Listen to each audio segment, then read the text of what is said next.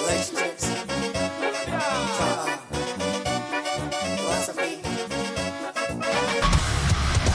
Relationships, trauma, philosophy. Welcome to the Yalla Habibi podcast. If you are craving more adventure in life, whether to live it vicariously through us or get ideas to spark your own, this is the podcast for you. I'm Scott. And I'm Shelby. And we are a couple exploring life, sharing the ups and downs of figuring it all out, whether it's our travel stories, relationship goals, tough moments, or the philosophical conversations. Here's never a dull episode. Join us on this spinning rock we call Earth as we figure it out together. To all our new listeners, welcome, and to everyone else, welcome back. Before we do jump in to the episode, we always like to do this just at the start before we forget, because we inevitably do.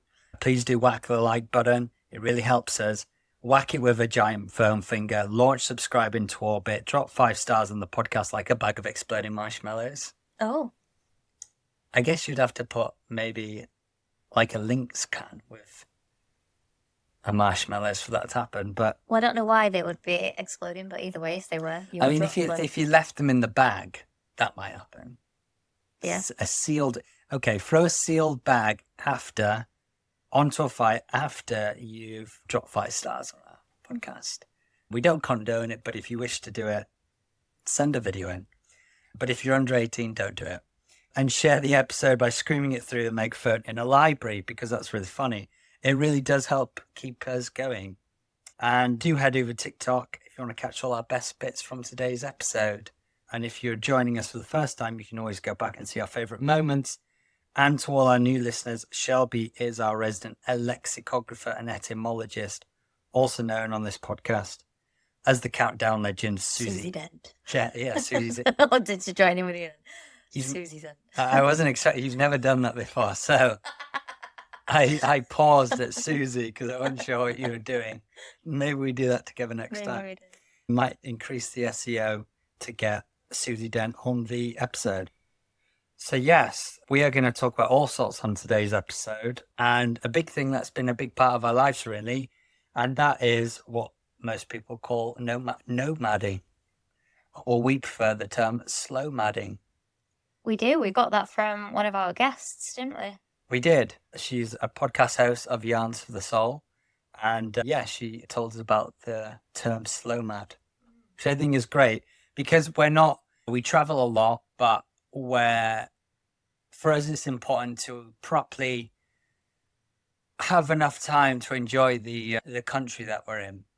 So for us, we want to be in a place for at least a month, because that gives us enough time to really get to understand the culture, the food, get to do the main experiences, see the main things. And also, if it's a country that offers quite a varied environment, maybe they've got deep jungles and then beautiful beaches, and it gives us enough time to sort of dart between those two areas of the country as well. So that's how we do it. So I guess we're slow mads. I guess we are. And that's what today's episode's about, is just sort of going through how we travel like this, really, because it's hard not to sound pretentious. I must admit, we catch ourselves quite a bit, like almost vomiting at what we're saying. And it's not because we're trying to be pushy with what we're doing. It's just people naturally ask. People will ask you on your travels. People will ask you at home. Friends will ask, blah blah blah, and you get halfway through telling them, and you just feel so pretentious. Completely. Like, especially like if somebody's telling you about somewhere that they've been or that they want to go. Yeah. And like we don't by and large volunteer that we've been there, but they'll say, "Oh, you travel a lot. Have you been?" And it's always yes. Yeah. Unless it's somewhere like, I don't know, super touristy, then we're less likely to have been there. Yeah. And we're people pleasers, so we just want people to feel happy in any social situation. So yeah, we might not vocalize we've been there, less, like you said, they press us for it. So, but yeah, it's a strange one. But you know what? We're just gonna swallow that feeling and just get to it, because I think people will be interested, because we have made this work for us. We have traveled full time now for 2 years. and separately we've traveled a ton throughout our lives. But I think people will be particularly interested in these last 2 years and this coming up third year, because I know more and more people want to do it. And there are lots of people doing, but sometimes people aren't too sure how to sort of unlock that. So I just thought we'd go through it really of how we do it. So number one, like I said, we've been traveling for 2 years. We plan basically, if I'm being honest, I came to you with this plan on our first date. Yeah, pretty much. That's the truth of it. Because before me and Shelby met, a friend actually, I always wanted to travel around my 20s. I didn't really consider how expensive it was. I thought I could save up a few £1,000s and go travel the world for a year. Obviously, that isn't reality, but that's how I thought it would work out. Anyway, I didn't end up doing it. I went to university, got a job, blah, blah, blah. And I'm saying blah, blah. I never say blah, blah, blah. I'm saying that a lot today. And got into the grind. And I'll be honest, my desire for travel, I still had a big desire for travel, and I traveled a lot still, I would say, especially with my work. But I lost that fire to really travel the world properly. Then maybe a year or two, I think 2 years before we met, my friend who moved out to Costa Rica at the time, or was looking to, he just reignited that fire in me again. So I guess it was there. He just sort of put a bit of petrol on it, and it just shot up in flame. So then I was like, right, I'm doing this. I'm committing to this. And I planned everything out. I left my job because my job was an in-office job. It wouldn't allow me to travel. And then I actually got a specific job that would be fully 100% remote and be totally cool with me working from anywhere in the world. So I secured that. And then about a year, I can't remember if we met I think we met in the first few months of me getting that job. We met just before, because I can before. I can remember you going through the interview process, and I can remember you saying something to me like, "Oh, I mean, I'm sure you needed no help. I think you were just like looking for a chat with me, because it was in the very early stages of us dating." And I think you sent me a message about like, "Oh, do you know anything about this topic?" And I sent you something. You're like, "Oh, I mentioned it in the interview, and they liked it." Oh, I said that, did I? Yeah, I'm sure it's not the case, but I think you were like, I don't feel like I would have lied about it, I'm not someone who lies about anything really. Like, I do the small white lies at times where maybe to a kid that doesn't need to know the truth on something, but no, I value it quite strongly. So I can't remember what it was. If you remind me, I should be. I can't. Well, I'm gonna have to unpick whatever you're into. Yeah. I don't know. I bet you gave me a question to ask. Maybe, or it was like something like you were doing research on a particular industry, and it was like, or maybe it's like what industries, because you worked in supply chain, so maybe it's like what industries rely on supply chain, like some unique industries that rely on supply. Something I don't know. Something. Well, it got me the job, my darling. There you go. So it's all down to me. It is down to I did the hard work. It is, and that is true of any heterosexual relationship. Yeah. So why come back to the first date is I was like, I mean, I'd been working a year towards this vision. Because I had to leave my job, I couldn't leave it all of a sudden. So I was planning that out.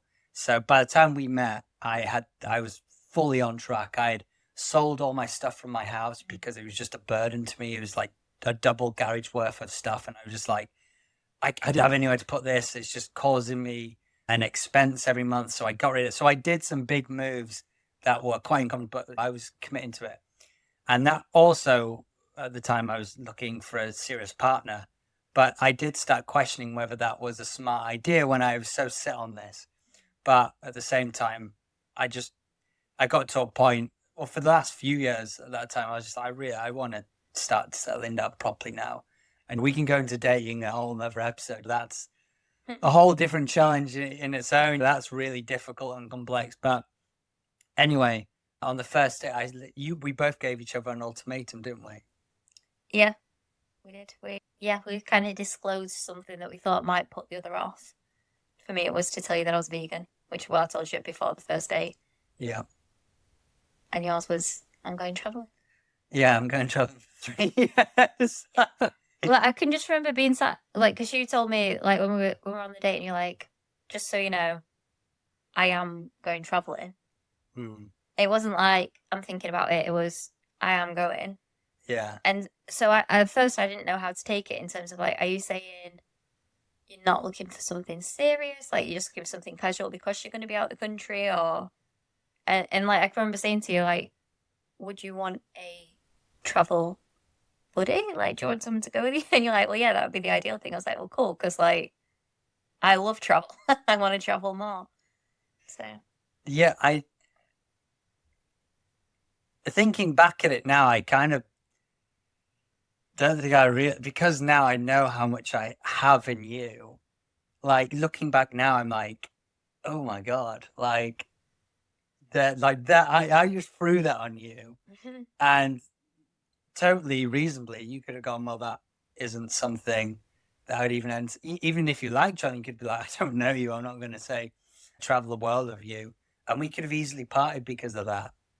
We could have easily, you could have very reasonably went, well, it's probably not gonna. It's going to be very hard to build a relationship if for 3 years you're barely going to be here. yeah, because I literally just started my teaching career as well. Yeah, you had. You had. My very, very long, illustrious teaching career. You do have a line. You still teach today. Don't. No, I do, dismiss it. but like I Yeah. left the class anyway. By the by. So yeah, wow. I'm only kind of just realizing now how different my life could be right now if you weren't cool with that. Like Well- we probably wouldn't have each other. Well, no, but what I find strange is because I don't understand anybody that doesn't want to travel. Like I don't get that at all. Like I went for a sports massage yesterday, and the woman said, like, 'cause I told her that we're going traveling and that, and she was like, "Oh, it's not really for me." And she likes holiday. Like she was going on holiday to like on a long weekend to Prague, I think. But that she was saying, yeah, I wouldn't want to travel long term. And I don't get that mentality, but most people are like that, I think. Most people are like, no, you want to have roots, you want to be at home around family and friends. Yeah. Whereas I think that so I think that's what, like, when you were saying it, to me, I was like, well, duh. Like, who Yeah. doesn't? Like, but I do think it is quite rare. Yeah, and 3 years is no small commitment as well. I think the majority would do a year, like a gap year, as they say, right? Mm. But in my mind, I was like, look, this is the time to do it for number one. Because, and I'm happy it's worked out like this because it meant I did go to university. I got that done. I got a full-time job. I got confident in my career and I was able to work my way up and get good pay and be in a position where I could then sustain myself and not be bankrupt. So it was a strong position to be in. We don't have anything tying us down, like e.g. a kid. Or a house, like a mortgage, something like big that would be tying us down and be so hard to get out of. So I was like, this is the time because the next thing you want is settling down and that it requires things that are going to tie you down more. So I was like, this is the time. So in my head, I was like, 1 year just ain't going to cut it. Like 1 year, I'll be able to go to top about 10 countries. And I was like, that's barely touching the world. I want to experience every part of the world as much as I can. So that's why I thought 3 years. 1 year for East Asia. The second year was a bit of a mix of East Asia and Middle East. Middle East was sort of a thing we adapted to because we just enjoyed the Middle East so much. And the final year, the one we're about to literally start coming up, well, when this is out, we have started it, and is South America and Central America just for the entire year. Yeah, super excited about it. And I think originally when we first discussed it, we were going to go there for, I think you were most keen for doing South America. I was, just because I'd heard so many good things and I just felt more comfortable with that part of the world. I think because I'd been to North America so much, I'd done a little bit of Central America already. I just felt like I'd be more comfortable with starting there first. Like I didn't know anything about Asia really. Like I didn't have any experience at least. Yeah. So I was a bit like, oh, is it even that good or blah. Like I didn't really have any reference. Yeah. Now I know easily East Asia has been the most fun in our travels. Yeah, definitely. The most, I would say, like, repeatable. Very repeatable. So much stuff to do. Like, easy. So many countries there, just brilliant. Yeah. Yeah. Absolutely. Something I realised, which I'm super, like, nostalgic about, at the time of release of this, we will have already been, but we're about to fly to Mexico. And that was our first international trip together. There we Isn't go. it? Our first, and so just to give insight into like how much Scott and I were like, yeah, we're going to travel. Our first year together in the summer holidays of the school, we went and had a month in Mexico. That was our first abroad trip together. Yeah. And I think that's like, that is unusual, really. We hadn't been together, we've been together like less than a year, just under a year at that point, like 10 months or something like that, when we decided to go and spend a month in Mexico together, Yeah. which I think is pretty cool. It felt so normal, though. It did. It felt so natural. Absolutely. And our Tulum food poisoning bonded us. I think that's why we're still together today. Yeah, that was a big bonding session. Is the worst food poisoning I've ever experienced. 3 days of just hell. It was horrendous. Yeah. I was probably just the most. I mean, I've had more serious health conditions than that in my life, but that is probably the most intense fight I've ever had with my body. I don't think I've ever had something as intense as that. Yeah. Because it was just so full on for 3 days. It was. Everything hurt.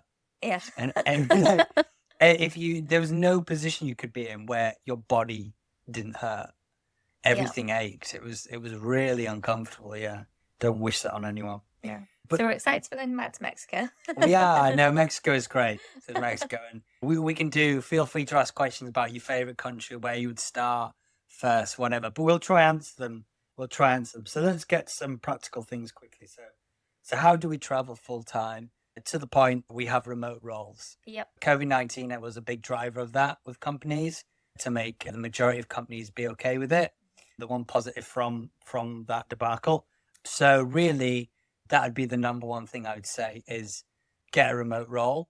If you're in a role that there's just no way of doing it remote, then you've sort of got two things you do here. Either one, you save up a lot of money and probably just do 1 year, and you can ask for a sabbatical. A lot of companies, it's not just an American thing. Companies will do it, which is great because then you keep your job tied in. Or failing that, I know this one sounds crazy, but is genuinely just trying to learn something else that allows you to get a remote role. I know that sounds like a lot, but the second you can lock down a remote role, it doesn't have to pay a lot, just enough to get you by. And it's okay if you dig into your savings a bit, but enough just so you don't just drown your savings. Then you're going to be able to travel for as long as you wish, which is excellent. Like, I mean, what would you, because I know you've probably got a good tip on just instant remote work. Yeah, well, so teaching English is a foreign language. If you're a native English speaker, that's quite an easy thing to get into. There's websites called, the one that I taught for is Cambly. There's also Preply.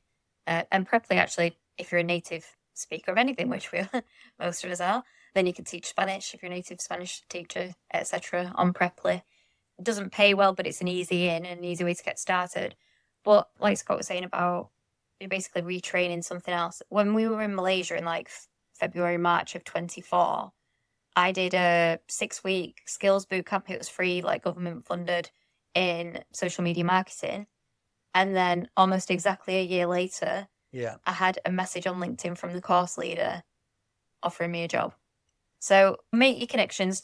Just try different things. If it interests you, do it, because you never know what could come out of it. I would have anticipated that message. No. I mean, you're a great example.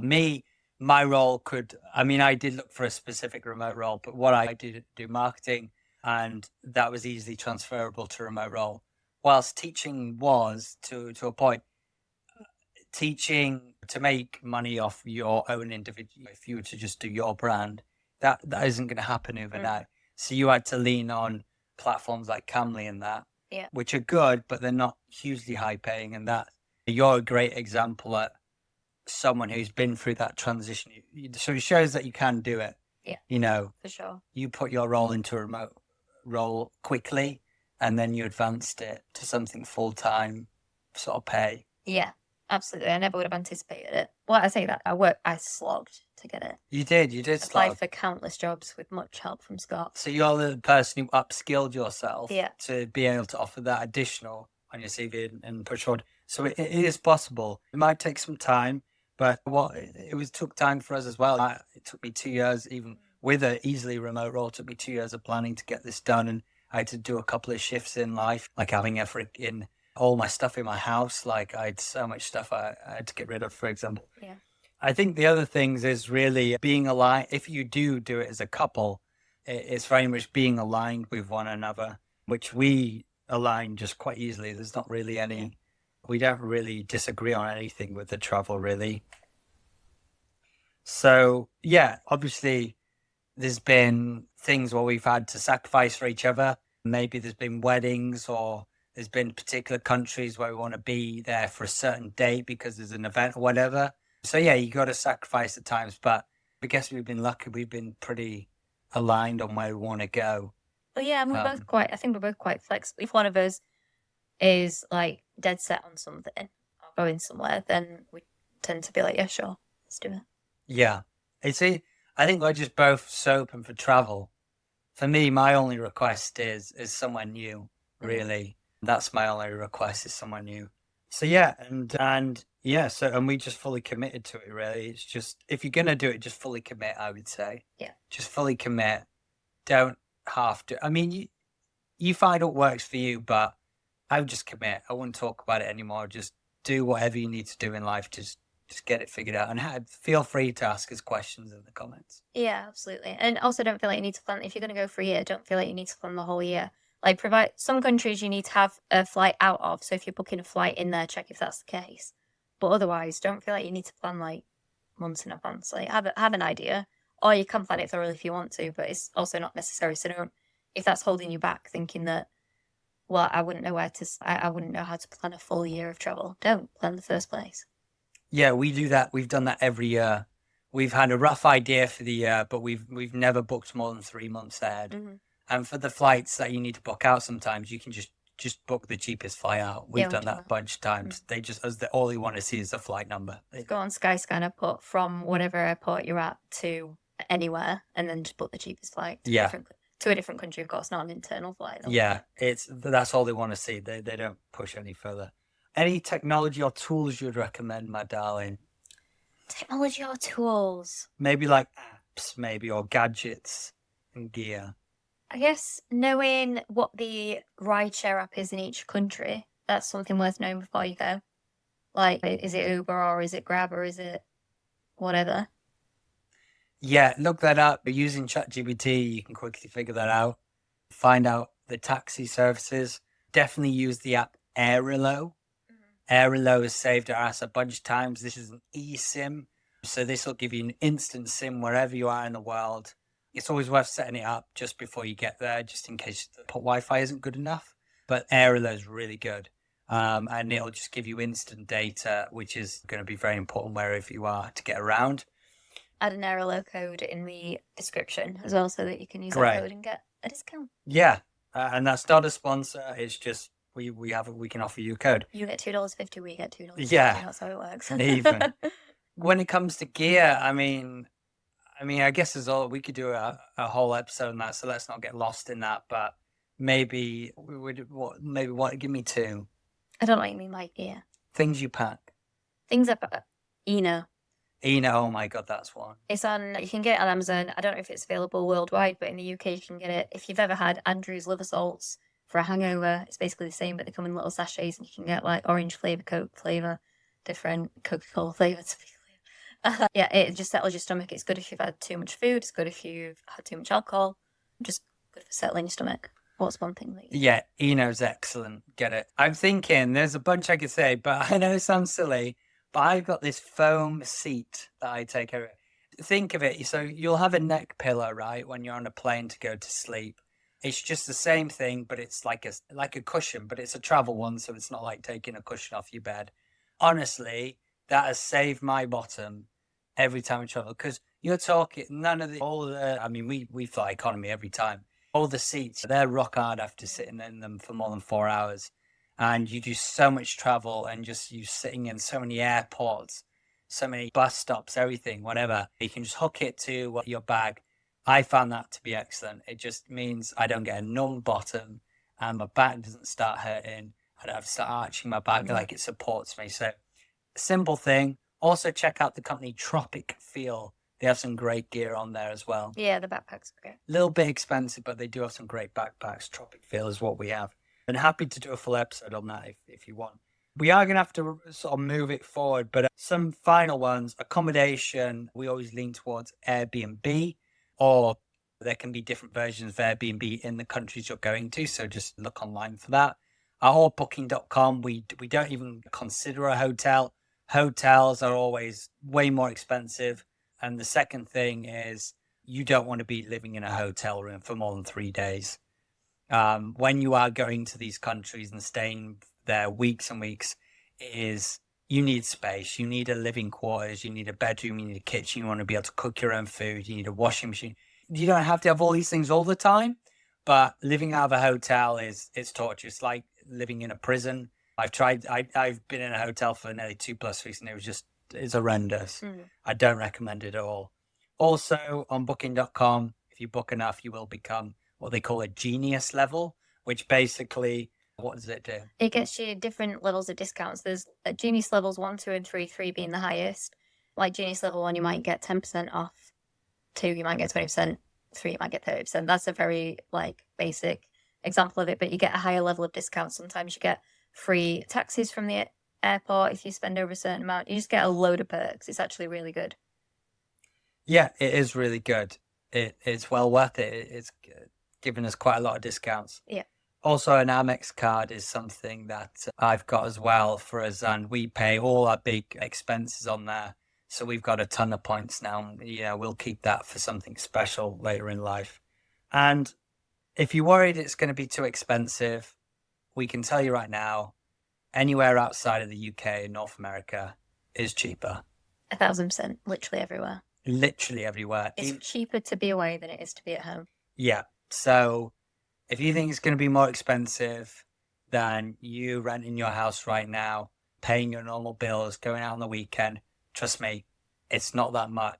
Well, once you've got the flight done, it's much cheaper. Yeah. Much cheaper. So it's not, I feel like people, when they've not even tried it yet or not got to it yet, and for me it did, it feels like an unachievable thing. Like there's a lot involved. It's actually pretty simple. You just have to get, either you have a lot of money or you get a job that can allow you to travel flexibly and just get on with it. That's it. You don't complicate it. Don't get lost in the confusion of it. Just get it done. Get it done. And I will just share a lesson from Burning Man. So we've been to Burning Man a couple of years ago. I've been twice, and then UK with me a couple of years ago. And we learned something there that we've definitely taken on to our travels. And that is, if you spot something amazing on the way to your planned day, then don't hesitate to detour. You might never get this chance again. And let go of that rigid schedules and really embrace the unexpected. It is harder, especially for me. Shelby's better than me at sort of detouring and just embracing what other things, but I'm very strict to what we do. I'm like, really, we've got to get here. But I have got much better, and the more I've got better, and we've done it as a couple, definitely our travels to countries have been much more rewarding. For sure. Yeah. So also recommend Burning Man. It's great. I dreamt about it the other night. Did you? Yeah. What did you dream about? Well, I dreamt that we were, funnily enough, that exact thing. I wanted to go and do something and you didn't. Oh, right. Weird. And in that case, if you're traveling, then just go apart for the day. Exactly. It's okay. It's okay. Just because traveling together doesn't mean you joined at the hip. No, best friends, partners, it doesn't matter. It's split. It's fine. And again, feel free to ask us lots of questions. There's more we could go into, but we like to try and keep these episodes 30 minutes, so we are going to move on. So it is time for Scott's WTF of the week. Every week the world gets a little weirder. Let's talk about the strangest thing that went down this week.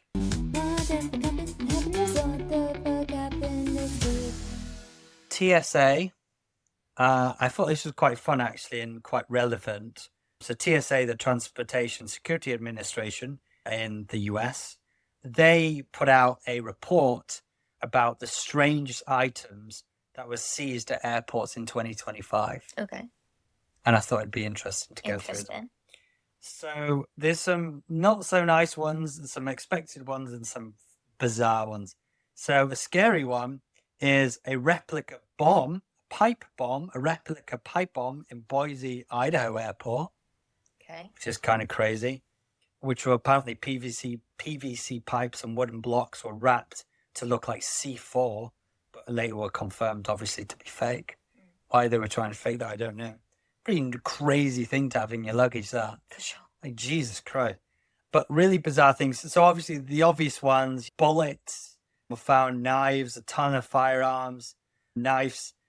But a strange one that I came across was turtles. Turtles were hidden in a traveler's.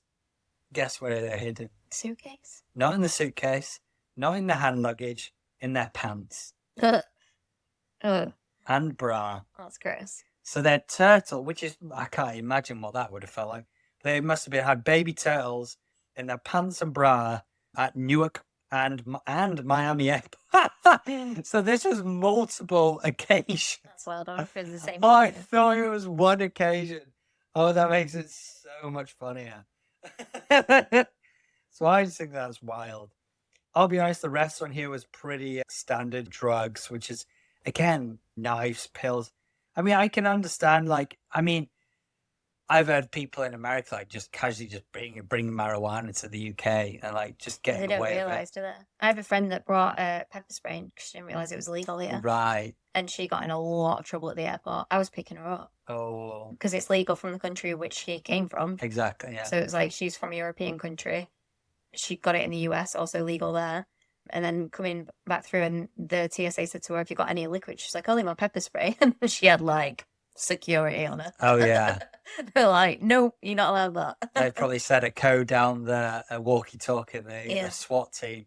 Yeah, they don't mess about. I mean, that is something to check on your travels is sometimes countries ban what you may think is quite simple. So one that would have caught me out if I didn't know is CBD oil. Oh yeah, sure. There's loads of places you're not allowed that. Yeah, there's a lot of countries where CBD oil is just classed as a drug. So that's one that maybe you wouldn't think of. For the most part, it is just common sense.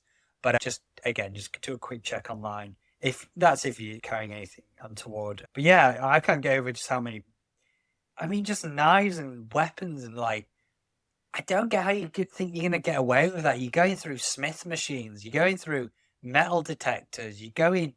Everything's getting scanned. Everything's getting sniffed by dog. Like, how do you think you're going to go through just with a firearm? No idea. Like, I don't get it, but it's crazy. It is crazy. So yeah, but I think the turtles definitely takes the biscuit. For sure. That's got to be the strangest thing somebody's tried to get through TSA. Yeah. So there we go. I think hopefully you guys enjoyed that. And Fun fact. it is. Yeah. A lot of countries' sex toys aren't allowed also, so just... Well, again, that's a very easy one to forget. So remember that because check it. I didn't know that. You're not sure if something can go through, look it up. Yeah. But interesting. Thank you, darling, for sharing that. Let's bear them all in mind. Let's not pack any turtles. No. I think it's time for Shelby's Good Vibes Only. Let's take a break from the chaos. Here's something to make you smile this week. Shelby's Good Vibes Only. A sailor circumnavigates the UK despite a terminal diagnosis. Jazz Turner, a 27-year-old from Seaford in East Sussex, was sadly diagnosed a decade ago with Ehlers-Danlos syndrome, I think I've said that correctly, and given less than 2 years to live. But instead of allowing this to define them, she decided to focus on her quality of life and recently completed a solo unassisted circumnavigation of the UK and Ireland. Wow. Which is a huge achievement for anybody, not least of which for somebody who's struggling so much. Even though she had pain, fainting, dislocating joints, she sailed for 28 days through rough seas without an engine or support. She said that the things that kept her going were how beautiful the scenery was, so like glorious dawns, sudden winds, a pod of dolphins, which I guess we've got. And they lifted her during low moments. And she really credits her partner, foster parents, friends, and the boating community for support throughout her life. She's sadly now in a hospice. I mean, what an incredible thing to have done, like, towards the end of her life. And her motto is, plan as if I have forever, live as if I only have today. And I think that's such a beautiful outlook on life. That's incredible. Yeah, I don't know. Like, they're inspiring, and I admire her courage and to just go for it in the time she could. And some people are just taken from us way, way, way too early. Absolutely. If she's doing that in her condition, what she would have done for this world in her lifetime, it would have probably defied our beliefs. Yeah. So, yeah, it's a real shame. But, it really is. yeah, hopefully that holds on to inspire people. Absolutely. Well, we hope you enjoyed our episode today. Again, there's so much we could talk about. We could dive into our entire backpack, what's in it. We could dive into the countries that we love and don't love, where to start, safety, being vaccinated, which we're... Yeah, I'm literally rushing out the door to go and get one right now. Yeah, you're about to go get vaccinated. So happy to do episodes on these. Just throw comments down and just let us guide us on what you want to hear, and then we can do what people want. But if you did like this episode, be sure to check out a couple more. One episode, Nomadic Life, the highs, lows, and strange realizations of traveling to 12 countries in 12 months. Another great one, Surviving Lao, how travel breaks you and rebuilds you. And also the episode, The Nuance of Traveling Safety in 2025, Vietnam's vegan test passed or failed, and the Strictly Curse. Yeah, give them a listen. You'll probably get a lot more answers from them as well. And before we do say goodbye, please do remember to give the like button a click and launch subscribe into orbit. Drop 5 stars on the podcast like a bag of exploding marshmallows, and share the episode by screaming it through a megaphone in a library. It really, really helps us keep going to produce all of our episodes. It does. Another adventure wrapped up. But the journey never ends. Keep your bags packed for the next one. And remember, when in doubt, just say, Yalla Habibi. See you next time.